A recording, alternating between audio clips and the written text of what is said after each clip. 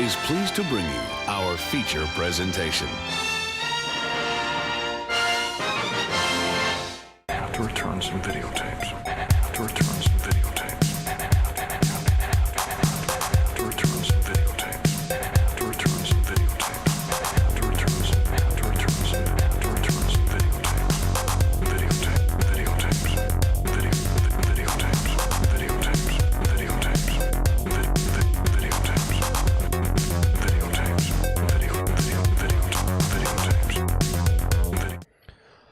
Welcome back, once again, one and all, to the glorious Strange Glow video on the Ecto Violence channel. Topic of discussion tonight is the new Sam Raimi film, Send Help. Send Help. It's a new Sam Raimi movie, like you said. So not written by him, just directed by him. Which I wonder how much different this movie would have been had he had some influence on the writing. I mean, I don't know. Every time a director's there, they always finagle things a little bit. Yeah, so I'm for sure. He did what he wanted, but Rachel McAdams in a very interesting role, one you wouldn't necessarily expect from her. She's done a lot of interesting movies. Very interesting actor. Oh, yeah. Yeah, she's been in tons of stuff. Yeah, Mean Girls, The Notebook. Yeah, Mean Girls. Red Eye. There you go. I guess Red Eye. Mean Girls is a fucking classic, though. It's hard to beat that movie. That's a fucking good movie. Yeah, but Red Eye is really underrated. Like, just little, like, Severely nice little underrated. 2005 thriller, directed by Wes Craven, that Cillian Murphy's in there with her, and that's a good one. But other than that, I'm not really seeing much. Wasn't she in... Well, of course she was in Doctor Strange. That's probably actually where he got to know her, Unless I'm missing something. Sam Raimi, that is. Multiverse of Madness. Yeah. That's interesting. Yeah. Was she in Wedding Crashers? Yeah. I'm not a big fan of that one, but she was in that. Otherwise, I would have yelled it out. I was just looking at her Wikipedia, if it wasn't obvious. Oh, she's in True Detective, too. She's really fucking good in that. Yoshi. He's booping the computer right now. Come on. Get over here. Get on my lap. Yeah, so she's a solid actor. Yeah, and then you got Dylan O'Brien, and it's basically just these two for the most part. I mean, there's other people a little bit, but yeah, really the bulk of the movie's them. And I didn't know exactly what to expect out of this movie. The trailers are like, okay, it's clearly a survival, borderline horror, thriller, whatever you want to call it. Once I watched it, I wouldn't exactly call this a horror film. There's definitely horror elements for sure. And stuff that's like, holy shit, that was gruesome, but... Watching this movie, they could have easily made it PG-13 had they wanted to. Well, that's the thing. It's just the level of violence. I think that is for sure. I'm saying. Yeah. I mean, I think the most violent thing in there, and spoilers if you haven't already seen this, wait to watch this. Or if you've seen it, or if you don't give a shit, just listen along. But the boar getting killed on the island was super fucking gory. Well, see, that's the thing is, like, we're going to have to get real into this because at this point, I still don't know how I feel about this movie. I genuinely don't. And I see some of the Sam Raimi elements in there, but I also see an entirely different film. It's like, it's almost satirizing what you think the film's going to do, subverting expectations and whatnot. Like with the scene where she sees the guy naked or whatever, and you're like, oh God, please don't do any romance shit with this. And thank God they don't. Obviously, spoiler alert, by the end, she ends up killing this guy. But... Yes. You know what I mean? Yeah, it has this... The whole time you're watching this, because I went in with like no expectations besides the fact that I was like, okay, Sam Raimi directed this and it's rated R, so that's all I needed to know. And the thing is, during that first, whatever the first little act there that doesn't take place on the island, You're Yeah, getting the to know this establishing- character, and you can definitely, like, it feels like, oh, this is very much Drag Me to Hell style vibes. And, like, the way they are portraying her, you know, they clearly gave her, like, greasy hair and, like, food spills on her outfits, and that food scene, like, the very Sam Raimi scene of her having food on her lip. Yes, that also had vibes of The Substance, almost, you know, like, it almost, like, gave me some of those weird vibes of, like, you know, normally they present her as a very attractive woman, right? And so, like, in this, where you're just like, okay, it looked like it even had some fake moles on her shit and shit. Like, Yeah. and I don't know that I saw those in other photos, but I'm just like, they really go out of their way to, like, Yeah, they just- try to make her gnarly. yeah, and I don't know if it's not even like they just make her gross and unclean in a way that's, like, uncomfortable in a way that people use to bully her. Yeah. And it's So- I get that. That's a Sam Raimi element to this movie. I was like, okay, I can Sure, see where this yeah. is going to go. yeah, I get And that. then the early vibes on the island were kind of like, okay, this is the vibe I got Mhm. from the movie. And as things started to escalate, it's like there's a couple moments that like staggered me. All right, and those moments were, like you said, the boar, just because it Mhm. was so gruesome and brutal. And as someone who likes animals, I mean, I hate to say it, but that was like a gnarly scene to watch. I'd rather just watch that happen to humans. I mean, it goes back to the Evil Dead with the amount of blood they had come out of that. It's just like spraying on her and, like, vomiting on her and snotting on her. You're just like, Yeah, but it was also super CGI, so there was some practical stuff there, obviously, but yeah, a lot of that spray, yeah, and it didn't necessarily look amazing. the creature Didn't- itself, yeah. Yeah. But it had that Evil Dead vibe with that scene, which just felt completely out of place with everything else going on around it. And then in the opening, they did all this foreshadowing of, like, her character, you know, because they show all the books on her survival and everything around her apartment. And you're like, okay. No, I got where they were going with that. That was interesting Yeah. enough. Like, there's people who actually really watch Survivor. Mhm. What's funny about it, there's a YouTuber named Cody Leach. He's a pretty big horror YouTuber, but he is a big fan of Survivor. And I haven't watched his review of this movie yet, but I bet he was very into this movie. You know what I mean? Mhm. Like, combining his fandom of that with horror movies.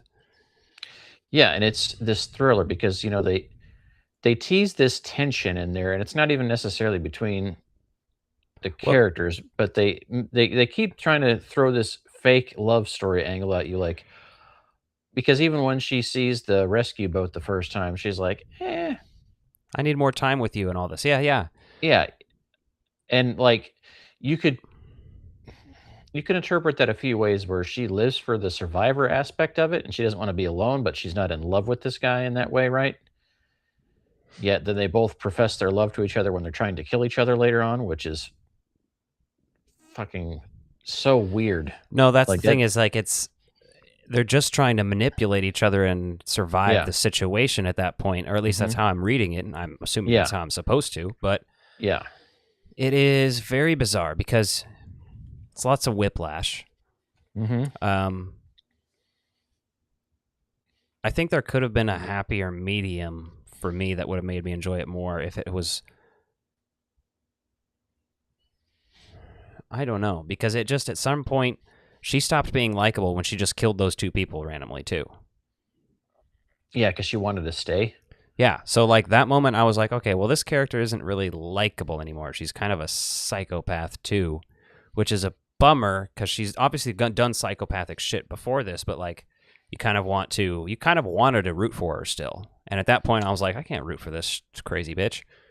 This is wild. Yeah, and you never want to root for the rich fucking. I'm not saying you have to root for Asshole. somebody No, in no. a film, because that I kind of know. is a thing that changed the movie halfway through. Maybe that's brilliant. Maybe in a year I'll rewatch this and be like, what the fuck, man? That's crazy that he did that. Like, what? I don't know. But I did love how there's a whole fucking house on this island the whole time, and she makes fun of him. She's like, there's a fucking, a knife washed up on shore? I was Like, expecting dumbass. like a hotel or something over there. A Like when she resort was like, almost, yeah, you yeah. can't go over there. Yeah. I was like, oh, there's something over there that's like civilization shit. Yeah, for sure. That's what I was thinking. It was like, okay, if it's not a boat dock or something, then she's seen more than one boat over there, and so she's like, oh, it's whatever. Yeah. Um, I mean, I enjoyed this movie.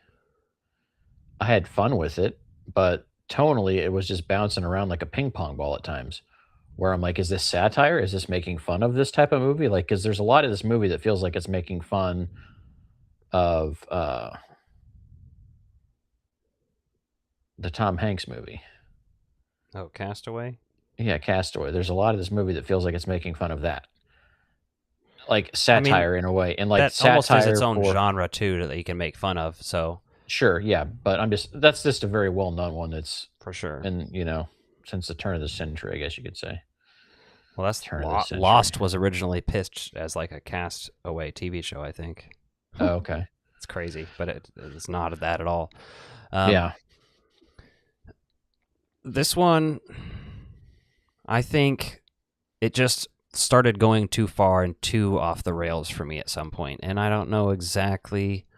I think that one moment that jarred me, but like I expected it to be more of like a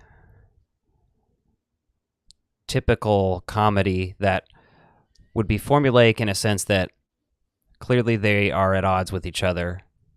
Mm-hmm. And it's maybe they'll subvert some expectations, like maybe they're not going to be friends at the end or anything, but they're not going to full out kill each other. Maybe there'll even be fights and things like drugging each other and trying to kill each other, which is funny. Yeah. I thought it was going to be more like just standard black comedy humor rather than like whatever the fuck this was. I don't even know. Like I said, very mixed feelings thinking about it even. Like, I liked it when I walked out, but there was just things that in it that, like, he drugs her to go take this raft out to sea Mm-hmm. without even exploring the island very much on his own. Yeah. Like, are you a fucking idiot? I mean, clearly he is. He's had everything handed to him his whole life, as you see that character thing. Yeah. And then they both bond over their trauma, which you're like, okay, so they both have trauma, which is fucked up because they like victim blame, victim shame each other later when they're fighting, trying to kill each other. Like, they use those things against one another. You're like, holy shit. And then, you learn that she kills her husband essentially just by like, he's a drunk asshole. And she's like, okay, here's your keys. Yeah. So, like, did she kill him? She just stopped caring. So, like, that's a whole area there. But then the ending of it was so weird too. The ending is what threw me off. As I'm sitting there, I'm thinking, like, if someone's, what they say, that the owner was a billionaire on Wall Street or something like that, it was just like a throwaway line. But I'm like, they've got caretakers on there. So did the caretakers never notice that the house is broken into and there's blood everywhere? Like, I don't think she went through and fucking casually cleaned that up and then randomly got rescued, right? It just doesn't add up there to that. And then all of a sudden she's on the golf course and like, I have a best-selling book. And you're like, but you didn't want to be rescued. So what the fuck?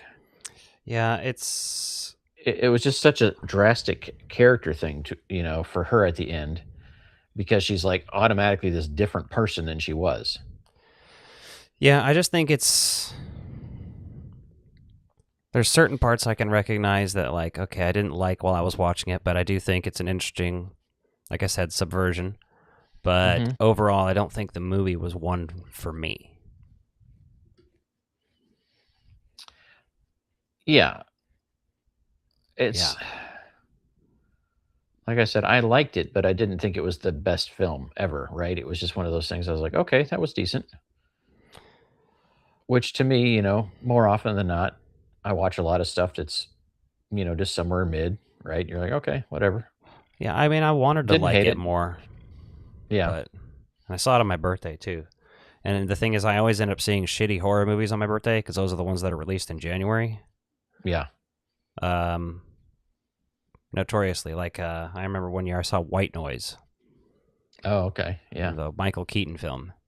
Mm-hmm. Because the concept of White Noise is very interesting. Yeah.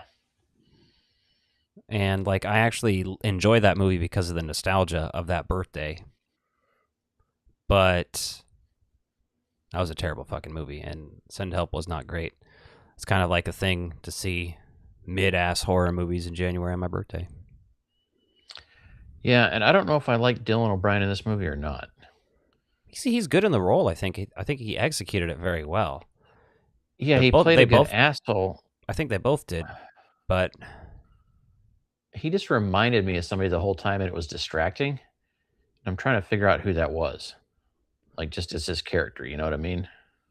mm, And I'm trying to think. He reminds me, and it might just be the way he looks, but he reminds me of what's his name from The Hangover, the one that winds up on the roof. oh, that guy, Doug. Yeah, I don't know the yeah. actor's name. See, Yeah, I was but he gonna just say he kinda- reminded me of Adam Brody. Okay, interesting. I was almost like, is that like, are they?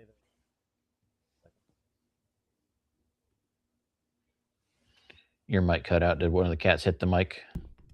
Yeah, Yeah, you're back. Okay. yeah.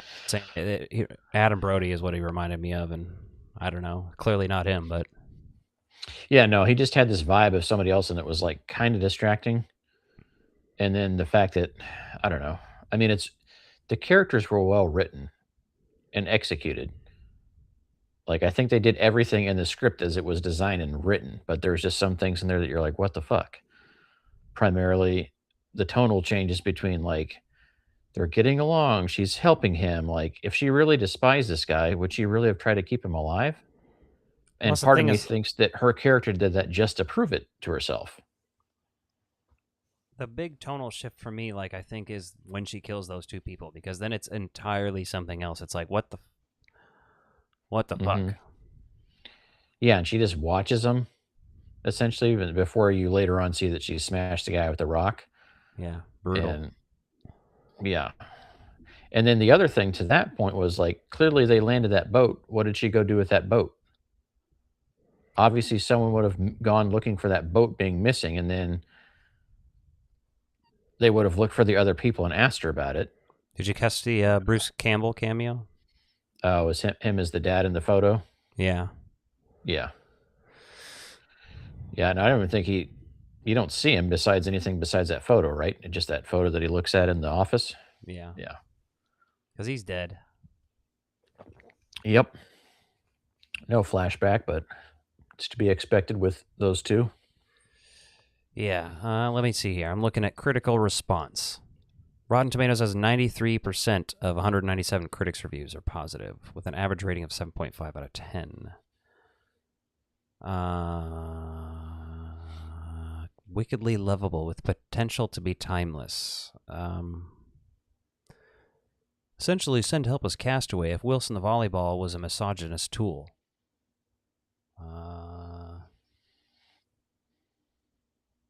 It could be said that Send Help indulges in more baroque plot twists than fully necessary and begins to lose some steam towards the end, but the surprising climax plus an amazing coda brings it all home. I don't know about that.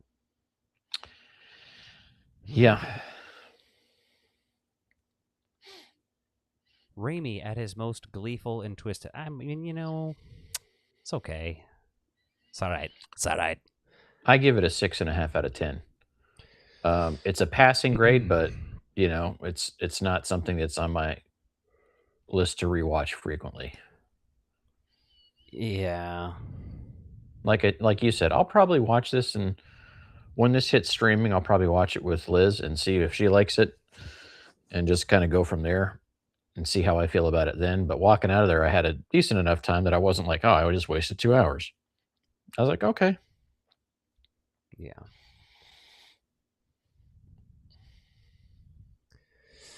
Yeah, I don't know. I would say I'm probably going to have to give it if we're going out of 10, 5 out of 10. Like, right now, that's my score. And that's not to say, like, oh, I think it's terrible, but it's just not for me. I think I'm not the audience, so that's, like, my personal taste. Now, speaking artfully, it probably would get a higher score, especially if you're into this type of thing. I mean, Sure. A lot of people probably think it's very brilliant for the things we've mentioned before, but I was thrown. So I have those mixed feelings about it right now, putting it right at a 5. Yeah, I said 6.5 because I thought it was decent enough to get a rewatch, but it's not something that's going to go into like rotation. So, and I didn't quite think it was a 70, or a 7 out of 10. I just think it was like, yeah, when you look at it, it's like,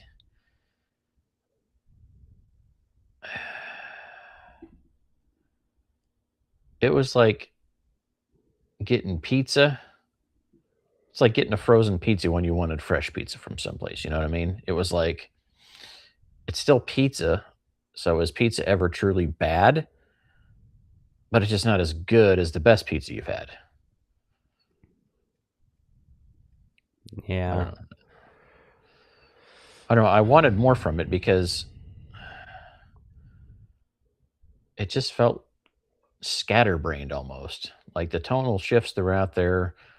Like they're killing her, like she's getting her revenge, and then she wants to stay there with them, and then like the plot holes of the boat, and then the rich person not having like satellite internet connected to a security system. Like, why is there a security code that she has to break into when that security clearly doesn't do anything? You know what I mean? It's just like, okay, enough of those things that just like suspended disbelief for me to just piss me off when I was watching it. I was like, okay, well, that's dumb. Well, that's dumb. Like, sometimes you need to have somebody like go through these scripts and be like, look, this isn't going to fucking work out when someone watches this because they're going to ask this question and say, this is fucking stupid. Right. I mean, sometimes I can just accept that for it's a movie. Sometimes depends on the thing and whatnot and how much of it there is. But listen, I just The ultimate ending to this movie that would have made it 10 times better for me is the homeowner is randomly there when they go back to it and fucking murders them both for breaking and entering in his house. I mean, That'd hell, be fucking, that would even be like amazing. even like a homeowner that intentionally crashes planes and then like films people or something and does this for gambling. Yeah. Like, oh, I Yeah. have this giant radar magnet that fucks with planes and makes them crash, and then I guess Play that would my be own like, game of Survivor on there. or it's like it'd have to be like the first time they're doing that or something, like because the guy Yeah. couldn't just do that every week, but Yeah. I don't know. I just thought that would have been a more unique ending than I mean, even what I'm her. describing is not unique because there's movies like that where like the rich elite are doing shit like this, but you know what I'm saying? Like there's some I mean, alternate thing. Just wasn't for me. yeah. Yeah, no, if the homeowner had showed up and killed him at the end, that would have been fucking amazing because her turning into this heroine. Now, I get it that you're like, the whole story is that she was treated shitty and now she's got this confidence and everything else. Like, the most intense scene in there is when she's fucking killing that rat and he's paralyzed and he thinks she's, cutting his testicles off. Yeah. Like, that was a good, like, thriller scene, right? And you could change that up and make it more into a horror film scene from there, but that's a good thriller type scene, right? That's a good mind fuck. Well, that I like the scene where they were fighting each other and like he almost gouges her eye out and all this shit. Yeah, that was cool. But like, I didn't think it would keep going to where it kept going after that. Like that one fight was funny, and I thought that's just one of the elements I liked out of the how it was escalating. Like that moment didn't do it too much. That wasn't over the top for me. That was like the right amount of comedy and violence, and like it's very fucked up. But I always say, go for the eye like that, gouge a motherfucker's eye out. I know. I've always said, like, put your eye in there and like make it a J hook and pop it out of there, the socket, right? Like, Fight over. Yeah, no one's gonna be able to, and he's gouging it in, pushing it out. You're like, no, had you popped it out, yeah, that's just intense. It's like My eyes are wild thinking stuff that. there. Yeah. I need to show that scene to my friend Josh. He hates eye stuff like that. That grosses him out so bad. It does me too, but like, I also am like a realist. I'm like, someday I might have to do that. Mm-hmm. Yeah, And but I it's not will. your eye then. It's not yours, so you don't got to worry about it. But still, imagine doing it to somebody is, I mean, it's better, but Yeah, I guess so. still gross. Yeah. Well, that was the 24-minute review of Send Help. Got anything else you want to chat about? Man, I'm just pretty stoked about Planet Comic Con coming up here this year. They just added Alex Winter, which we both need on some of our Lost Boys stuff. So that'll be cool to see him come here. Yeah. That's It's going to be an expensive con, though, because you look at it and you're like, okay, there's all this stuff there. yeah, I'm gonna have to prioritize. I think Ernie Hudson's number one because I don't have anything signed by him, and I could add him to something I already have, with a bunch of people's signatures, like that Frozen Empire one, but I think I'd rather just have him sign a VHS to add to the signed tape collection. Yeah, I get you there because from What? FanFest, I got a signed DVD cover where he signed through like the Ghostbusters like logo in the middle there, which is cool. But like what I originally paid for, what I thought I was paying for my classic ticket was the steelbook with the slime cover being signed by him and Dan Aykroyd. Like they didn't distinguish it. I'd only get an Ernie signature based on that. So Yeah, that's why we got the shoes. yeah. Yeah. So Ernie Hudson's probably number one. Alex Winter would probably be number two at this point. Fuck, I have to go look at their thing. Yeah, it's crazy, man. Just looking at that, I'm like, okay. And then a company called Dixon Flannel, they just put out a Bill and Ted's Bogus Journey Bill shirt. So I bought that replica flannel there, and they've also done the one that was like Venkman shirt. They do like a lot of nice flannel stuff, and their shirt quality is pretty good, and it doesn't like shrink and get all gross when you wash it. So I was like, sweet. And I was already looking at cosplay stuff for that, and then finding out that he got announced, I was like, oh shit, that was just an odd coincidence. Because I thought if I ever go to one of those Renaissance fairs, I'm going to go as a time traveler. So William Shatner's going to be there, which is funny. yeah, he was there a couple of years ago too, I think. Jason Isaacs. He's Lucius Malfoy in the Harry Potter movies. He has the cuntiest hair of anybody. Yeah. Famke Jensen from Goldeneye and X-Men.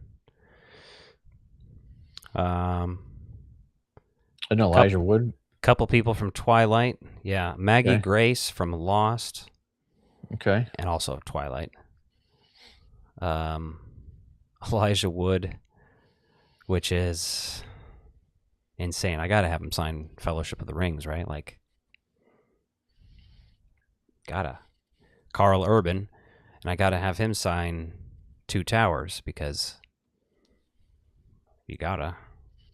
Keith David, I think, will be there. So, like, he's like, what do you have him sign? Like, there's his fucking resume is so long. The Thing. I don't have it on VHS yet, but I'm gonna buy a copy specifically for this event. I think to have him sign because that is my favorite horror movie of all time. I think that's number one. I think it's the best. Oh, so you do that over They Live, huh? Absolutely, 100%. They Live is nowhere near as good as The Thing. They Live is entertaining, but like, no fucking way. Not even close. Like, The Thing is a 10 out of a 10, and They Live is maybe 7 out of a 10 movie. Like, it's good, but it is not like perfect.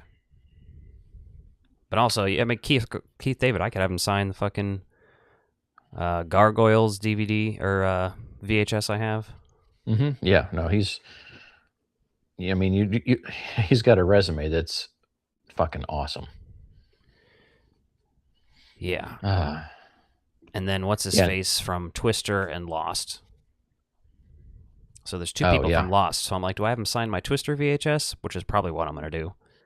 Mm-hmm. Or something Lost related. Yeah, and then he's I would add him to my Twister stuff because I've got plenty of room on my Laserdisc for that. So yeah, that's what I'm probably gonna do. Like I said, Maggie Grace from Lost. See, I did just get that Lost orientation kit in, which is like fucking crazy. Yeah. You know, it's such a dope set. It'd be cool to have people sign it.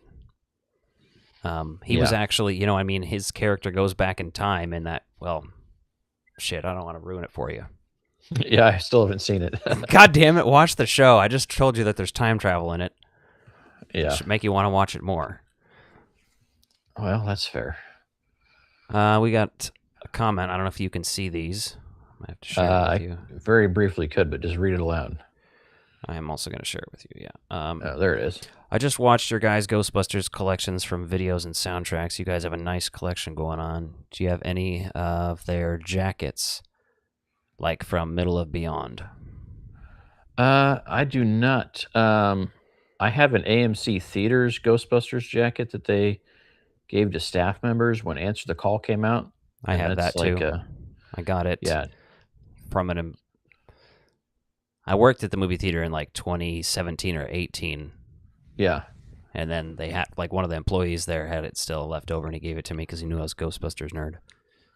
Yeah, and then I bought a replica red parka from Frozen Empire. I can't even remember which seller I bought it from, but I had that before it came out because I wasn't going to spend $1,000 on a fucking coat.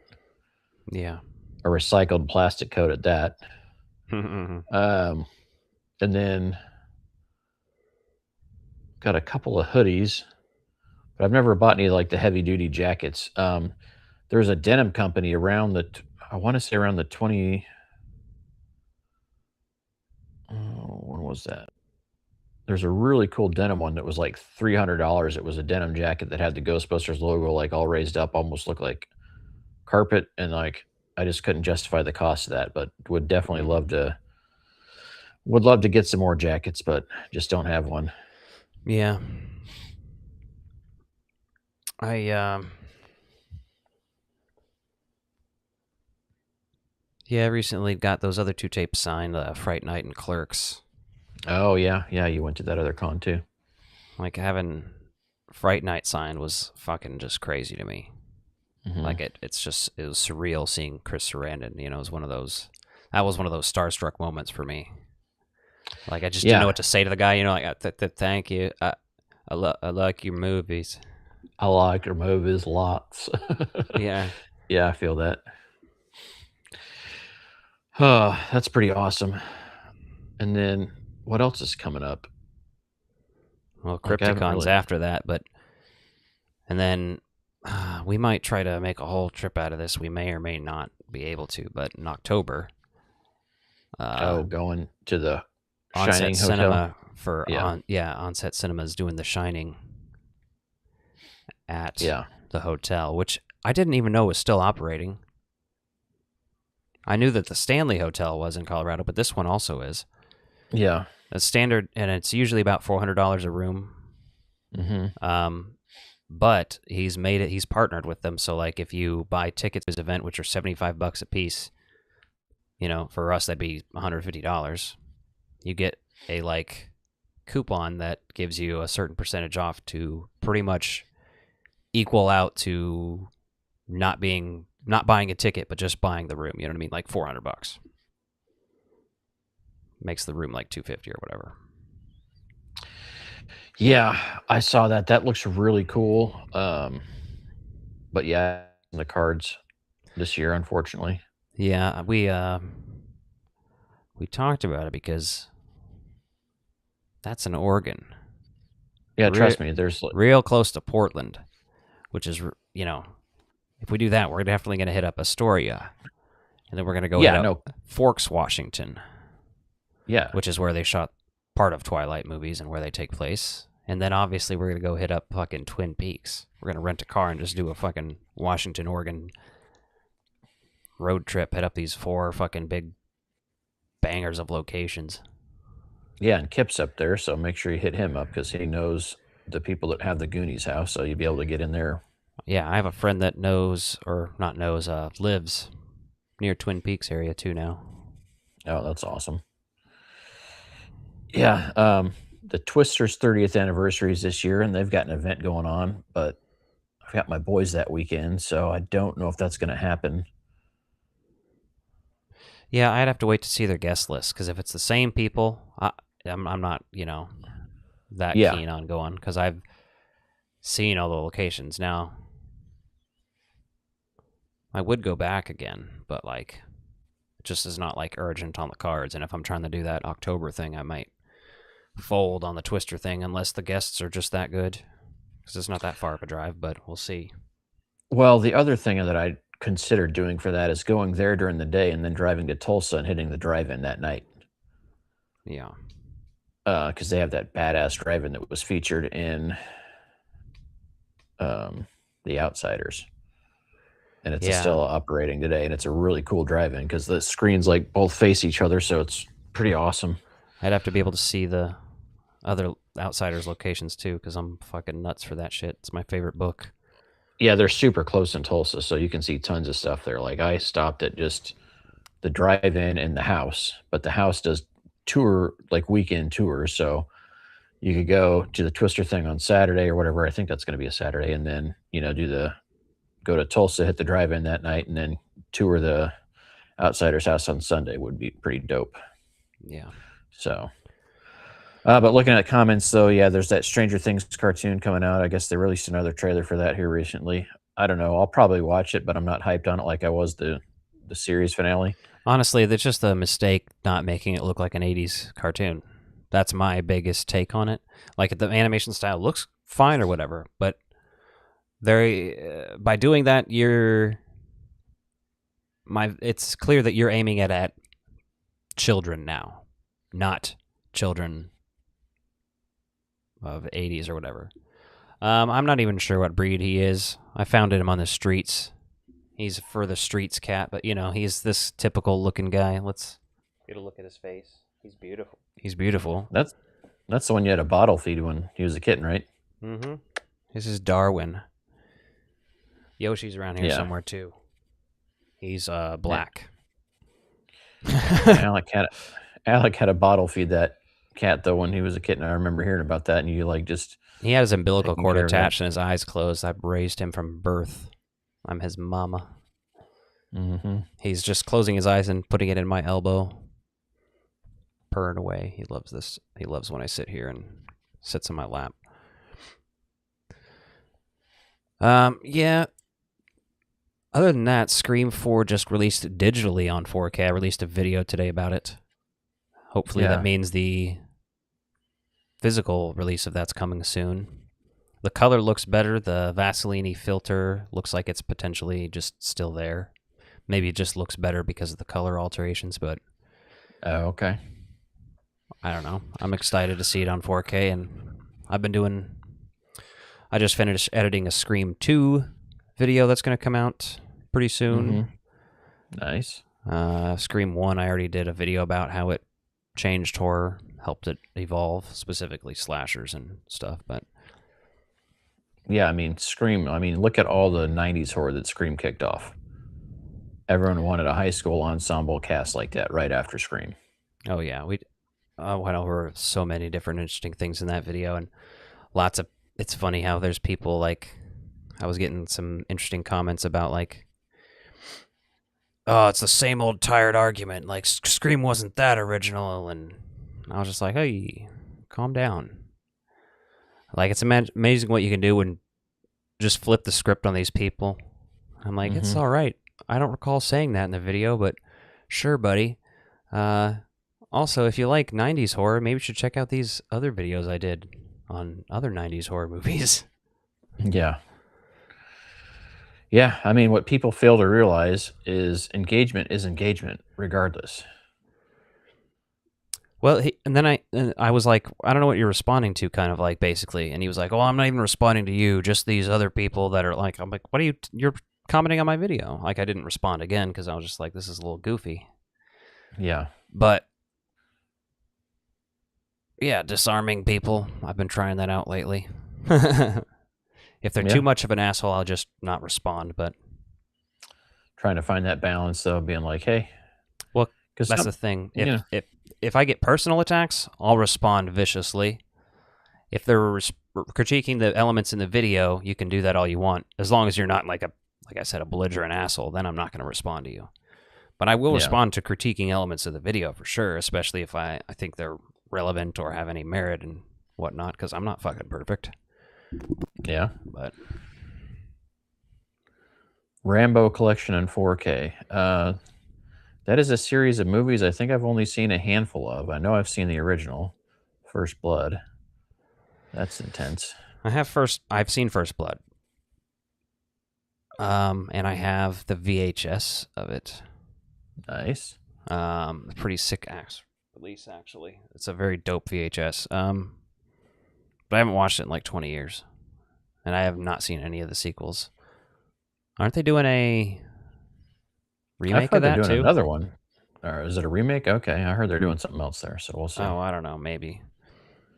I didn't look into it too much just because I've only seen the first one, and like I said, 20 years ago, I was never a big Stallone guy. I've definitely got more into him in my adult life with movies like Demolition Man and Demolition Man. I feel like it was Cliffhanger. That was the other one, yeah. Yeah. Those two I rather like, honestly. So yeah, no, he's good in there, and he's done so much stuff. He's kind of like in the same page as Arnold was for a lot of stuff, and so he's not super easy to understand either. And he's pretty decent in Tulsa King. I've been watching that show, so found that interesting. But, yeah. Speaking of legacy movies, though, I guess the Zach Galligan said that he thought that the new Gremlins movie is going to has the vibes of Jurassic World, where it's got old characters, new characters, and so I don't know if that is going to terrify you, if you liked Jurassic World, if you hated it, but to me, that's kind of controversial way to like compare your movie to. It scares me a little bit, honestly. I'm like, ugh. Yeah, because here's the thing. Gremlins 2 is one of the best examples of meta horror before Scream. Mm-hmm. How that movie just lampooned itself. So you would hope the third one would not be ignorant of that and not just be like a circle jerk of the first movie.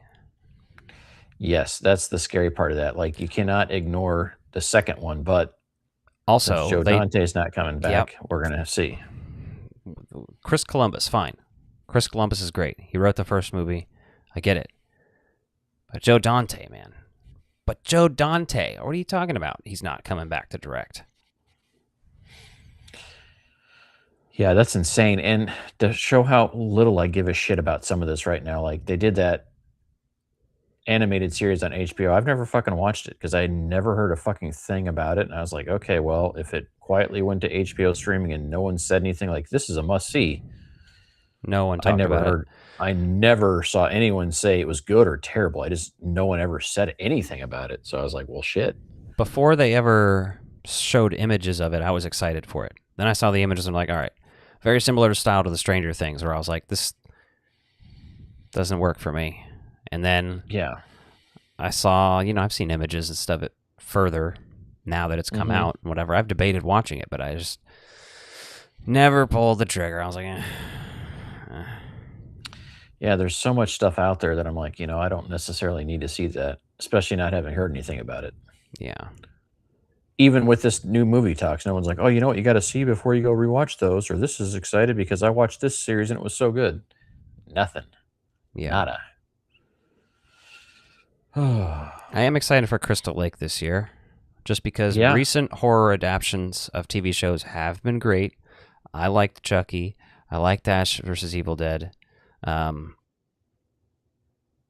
was a couple others that I've heard were good, but still haven't watched, like Bates Motel, the Hannibal show. What was that show called? Was it just called Hannibal? Couldn't have been. Was it? It may have been. I don't remember. There's tons of them. That one, and then the Exorcist show that was newer.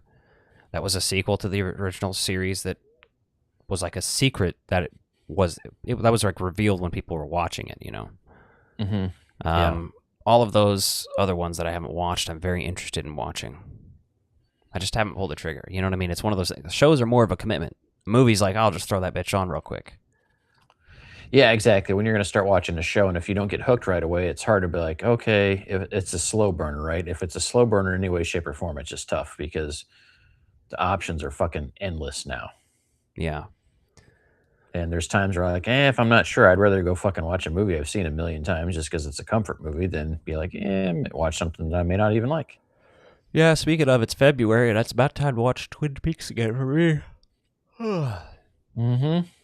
And then after that, I'm Yep. going to watch Lost again. It's been, I took last year off. I watched it in 2024, but I like to watch it in the spring throughout the summer. Summer vibe movie. Show, Yeah. whatever. So John says in the movie Psycho, the lady that was killed in the shower scene was born in his town. Now, wasn't that Janet Leigh, who is the mother of another Scream Queen? Yeah. Mm-hmm. Yeah. Well. Yeah, man, there's a lot of cool shit. A lot of cool shit coming up, but we got plenty of time to talk about that. But send help. It was all right. Is that right? It was all right. But I think we'll wrap this thing up, man, and get back to it next week. Yep.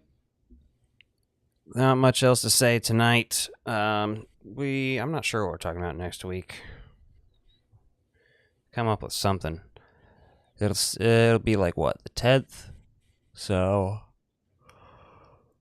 we might be ready for some Valentine's movie talk or some just romantic movies, or I don't know, we'll come up with something like that. Or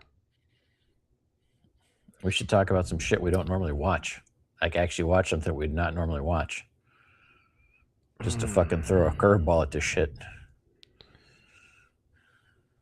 I mean, I watch a lot of weird shit, to be honest. You ever watch Vanderpump Rules? I've not seen that yet. Pretty good. We just finished watching like the first 9 seasons of it. I kind of like the first 3 seasons I was jumping in and out, and then she just convinced me to like sit down and watch it with her. Okay. But basically, it's a spin-off of the Real Housewives of Beverly Hills, which she is now watching. Okay. And it's one of the housewives, Lisa Vanderpump, who owns restaurants in L.A. So the Vanderpump Rules is about all the fucking young sluts and party animals that work at her restaurant. And I mean male sluts too. I'm not like trying to degrade women when I say that. No. Just everybody's cheating on everybody and doing crazy shit.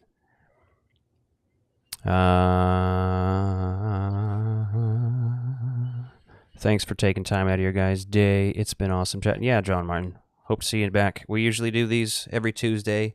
Sometimes we take a week off, but that's generally when we've been doing it these days.